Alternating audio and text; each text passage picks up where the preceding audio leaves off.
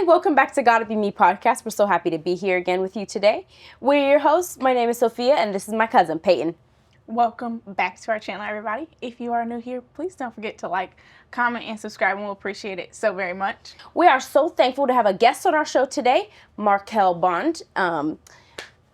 We met him probably 3 years ago or so.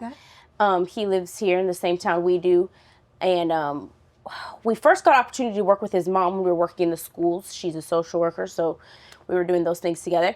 And then we found out that Marquel had started his own program, and actually, I haven't actually talked to him that much about it because I was saving it for the podcast. I wanted to ask him all the questions and find out everything that he's doing here in the community. I think it's a beautiful thing, and we're just going to let Marquel talk for himself. So, Marquel, please tell us a little bit about yourself. My name is Marquel. I don't know. I do construction. Okay. And you did that straight out of high school? Yeah, while I was in high school, I did construction. We built 2 houses. It was a program that my school had outside of the school that I went to. And yeah, we just built 2 houses in 2 years. And yeah. That's really cool. And you found out that's what you're interested in? Yeah, I knew before that a little bit. I did a side job with somebody random. And then I just realized I like doing it. You like building things? Yeah. And so that's what you do for like your work every day. Mm-hmm. So this other program that you've got going on is on the side, Young Men's Restoration Academy. Did I say that correctly? Can you tell us about how that got started? So when I was growing up, Brother Steph, Brother Rob, and Big Devin, they all had like meetings that they would have. And then I remember one day, because Devin's son was my best friend. Okay. And I just remember one day he told me to come. He was like, it's going to be fun. He told me it was going to be fun. There was going to be a bunch of girls and stuff. That's what he told me. So I was like, he was trying to get you, huh? Yeah. And I was like, okay. He said, bet, I'll be there. And then we pulled up to Brother Steph's house. And then there was a lot of cars there. So I was like, okay. Here we About go. to be a party. Yep. And then we walked in. I mean, there were a lot of girls, but it just wasn't what I expected. But I just sat there and watched Brother Steph talk, and it was cool. That was the first time I think I met Brother Steph. And then I started going to the meetings every week. And yeah. What was your impression of the first meeting you had with Steph? Do you remember what he talked about at all? He was talking about hip-hop, I think. I didn't know what he was saying. I just knew he was saying something important. You could tell it was important. Yeah. And everybody was listening. I was like, I never really seen people just listen to one person talk like that. How old were you at the time? I was probably like, I don't even know. I'm bad with my memory on. Were you that. like High a school? young teenager, maybe? I was probably in middle school. Really? Middle school, so you were I can't believe it was that long ago that they started Young working on teen. that. Yeah, that is a long time ago. So how long did that go on for? Like, was it years, months? Years. We've been doing the meetings since I was in high school. And then Okay. after I graduated, we didn't really do them that much. Okay. Yeah, everybody kind of had stuff to do. Went their their own separate ways. Yeah. So Brother Steph, Brother Rob, and Brother Devin kind of started it. Yep. And then is Baby Devin the one that got all y'all to come? Yeah, because once he got me to come, I got my brother to come. He got his friends to come. And so, And it kind of grew from there. yeah. But then once everybody graduated, it kind of just... Yeah, first I graduated and I was probably too busy to come because I was working in the union. And then once my brother graduated, they all went off to college and stuff, all his friends, and yeah. Makes sense. So then what? Then I tried to do it while I was in the union, but I was just working too much and it didn't last long. We probably did like 1 meeting or 2. I think that's probably around the time we first got here. Because I remember your graduation party. And because remember we stopped in for a little bit. Yes, I remember that. So I I remember remember that was like a couple weeks after we got here, and we came to your just came to graduation party. We were Muncie. looking around like, we who didn't is know everybody? anybody. And then I remember them talking about Young Men's, and they talked about like how great it was, but we hadn't seen anything of it. We were like, what's Young Men's, you know? Yeah. Because we hadn't been here yet. So then you decided that you wanted to... Okay, so you were saying You tried to do something with it while you're in the union, but you were just too busy, right? Yeah, I was way too busy. And I was still trying to do it, but it didn't work out at all. Mm-hmm. But then so when I left the union, I started it back up. That went a lot better, had a lot more time. Okay. And yeah. So why? Why did you decide I want to do this? I decided I wanted to do it because I just seen like kids weren't, it was like they were wasting potential to me. Okay. And I wanted to try to help them. And I knew like because after high school is easy. And then I hopped right into like the workforce, and that was a lot harder. And I wasn't prepared. And my thing is, I think kids don't get prepared for life. And that's why you see them not do so good once they leave high school. And I didn't like that at all. So I wanted to try to help a little bit. You wanted to help prepare other young kids so that they wouldn't feel as unprepared as you did when you went from. Yeah. That's a good burden. So what is it that you're basically doing? Right now, well, I'm just trying to get to know them really. Okay. And I don't know what I'm doing, so just having the meetings every week. You're figuring it out as you go, right? Yeah. That's what's Right. up. We really just play. Like I make them do push-ups, but other than that, We know about the play. push-ups from Ezra. He always comes home with victory Talking stories. about And I did the most push-ups. Well, and then the other reason, I didn't do the most push-ups because such and such. Ezra has the record right now. Really? He's at like 65 or something. Really? Yeah, he's good at them. I think Young Men's is so good for him. Especially, I mean, I'm just talking about my little brother here. But he's the youngest. He's way the youngest. You know, so he gets spoiled and stuff, you know. But he comes to Young Men, and there's other boys his age pushing him around, and he has to level up. Yeah. Seems like he likes it. That's good. That's good. About how many boys are you working with right now? It depends. We've had probably 30 one day, and then another day 10. So it just depends on the who shows day. up. Yeah, really. We've actually had a lot of students that we teach. We've had them show up to Young Men's before. Like a couple of them have been like, "Oh, I was at Young Men's yesterday." I was like, "Oh," yeah. And it's interesting to see how it like all connects around the community and how we're all making meaningful impacts wherever we can. Yeah. And then, so that's a Tuesday meeting, right? Don't y'all have a Thursday meeting too? We have a Thursday meeting, but the Thursdays were for like older kids, but they just decided they weren't going to show up at all. So it can be harder to get the older ones. Yeah, they don't. But the thing is, with the younger ones, now you got them. They're going to be there when they're older probably too, you know? Most likely, yeah. It's good to start young like that. Yeah. You're putting in the time building relationships and all that different stuff. Yeah. What would you say would be like the dream for your program, the biggest dream? What's the vision? What do you see? I kind of just did it for fun. So I don't know.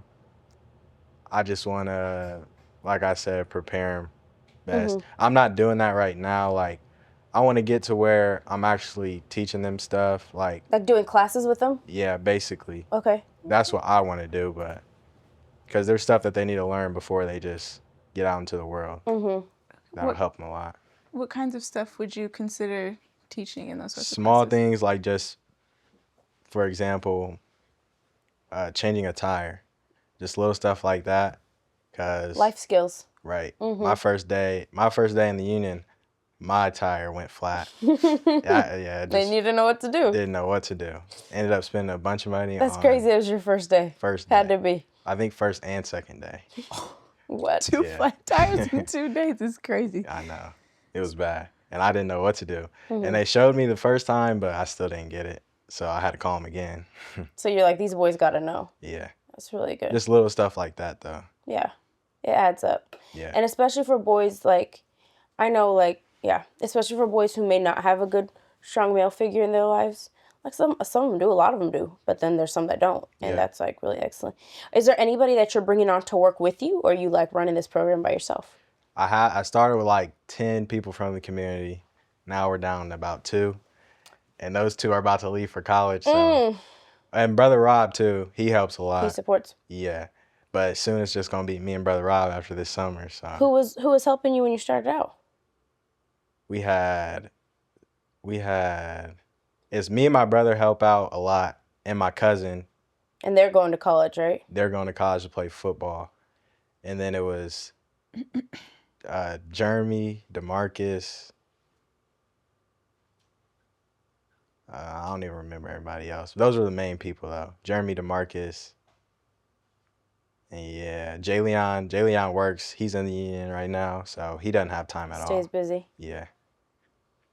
Well, you better tell Elias and Jesse to get their lazy selves up. Well, they were playing basketball, so they had practices. Don't be let them having excuses. They need to help. They helped out a lot though before they did have basketball. That's good. That's They were good. a lot of help. I love your program. I love the idea.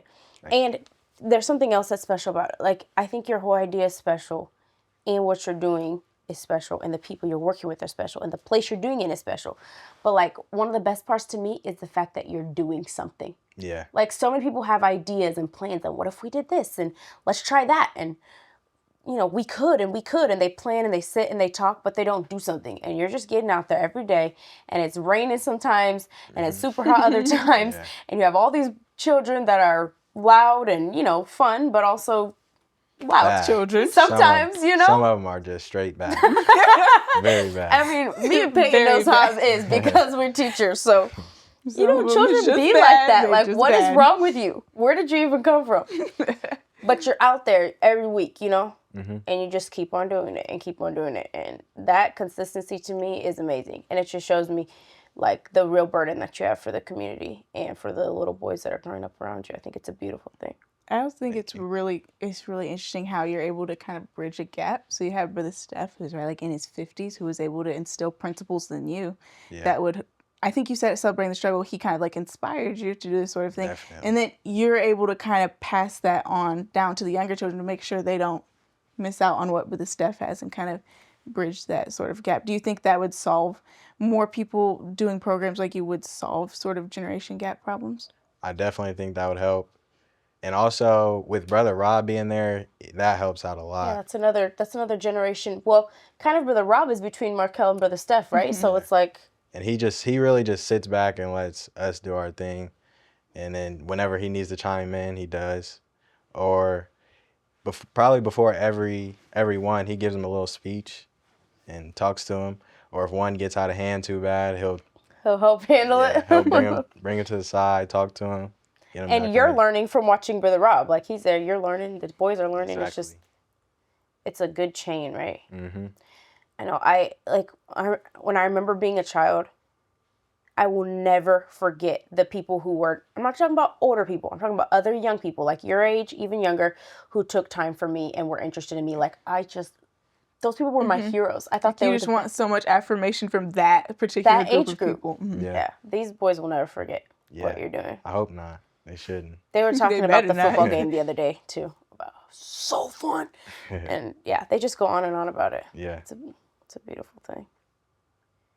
I want to ask you, and you can say however much or however little you feel like about this, but I wondered if, you know, baby Devin was the one that brought you to Young Men's the first time. And now that he's passed on, do you feel like that has any effect on you wanting to, like, kind of carry on his legacy and memory? Yeah, I would definitely say that. Since he died, I always felt like I had to do something. Mm-hmm. Like, I can't just sit back and do nothing. Like, he was always doing something. He was trying to start football leagues. He used to lie to me all the time. He would bring me to his house. He would say, I'm doing something. Mm-hmm. And then one day he was sitting down trying to talk to me about a football league. I'm like, he's trying to get all this stuff together. I'm like, how are you going to do this? But he had big was dreams, trying, huh? yeah. And he was doing his best. A lot of stuff like that, though. So you're like, well, he's gone, but I gotta be doing something now. Yeah. It's a beautiful thing. I'm sure he's proud of you. I hope so. I'm sure he is. Thank you so much for coming on the show. No problem. Marquel, if there's ever any way we can collab or help, we would love to be able to be involved with the little girls. I don't know that we could, but if you got something started and we could help out, we think that'd be so awesome. You just let us know. Okay, I will. Thank you so much, everybody. Thank y'all for having me. Show Marquel some love in the comments. Is there a way that they can support? There's a Facebook page. It's called the Muncie Community Mentors. And that's really it. You can check them out. Give them a like, a thumbs up, a view. Okay, and then just more thing, if you had a message for other young men your age, well, what would you tell to young men if you could just speak to all of them? What would you tell them? Y'all need to get up. do something, get out. If you got little brothers, cousins, do something with them. Because there's too many just sitting in the house not doing anything at all. There's a lot of brothers, cousins not being good examples, not setting good examples, not pushing. So do better. That's good. That's really good. I think you're right. And I think people like, I'm going to quit talking in a second, but I think people get so like caught up in themselves, you know, and my life and what am I going to do and how am I going to, and they forget the little people that are looking and watching and Right. following, and they forget the influence that they have. Yeah. And yeah. It's almost like they don't care. Yeah. So I don't like that either. When people just don't care, they're just living. Yeah. I know people with little brothers they don't even talk to. They don't. How many little brothers you got? I'll have to count on my fingers. I got Kingdom, Kobe, Aiden, Derek, Caden. That's 5. I hope I'm not forgetting. But Marquel does good with his little brothers, though. His little brothers love him, and they're gonna have a good example to follow. Did I say Kobe? Mm-hmm. You said Kobe. That's yeah. 5. It's a lot of little boys, but at least I have someone that can follow. You know, setting a good example. Yep. Well, like I said, thank you for coming. We really loved having you. No problem. And hopefully sometime we can come out and be with you on the basketball court, in the park, wherever you are working with the boys. Maybe we can talk to some of the children, get some interaction sometime. We would love to do that if that's okay with you. Oh, that's fine. Alrighty. Thank you so much, Marco. No problem. Y'all know what time it is. Peace, love, and hair grease.